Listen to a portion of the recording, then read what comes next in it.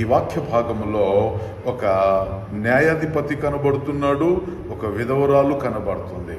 యేసు ప్రభువారు ఈ ఉపమానం ఎందుకు చెప్పారంటే, విసుకక నిత్యము ప్రార్థన చేస్తూ ఉండాలి, విసుకక నిత్యము ప్రభు సముఖంలో కనపడుతూ ఉండాలి, విసుకక నిత్యము దేవుని పాదాలను పట్టుకొని గోజాడుకుంటూ ఉండాలి, విసుకక నిత్యము ప్రభు సముఖంలో కృతజ్ఞతాస్తుతులు చెల్లిస్తూ ఉండాలి.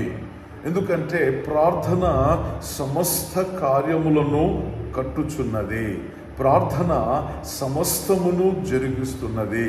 ప్రార్థనకు మించిన శక్తి ఈ లోకంలో ఎక్కడ కూడా లేదు. అందువల్ల యేసు ప్రభు వారు చెప్పారు, నీకు ప్రార్థన చేసి చేసి విసుగు పుడుతుందేమో, లేదా నువ్వు ప్రార్థన చేసిన కొన్ని సంవత్సరాలకు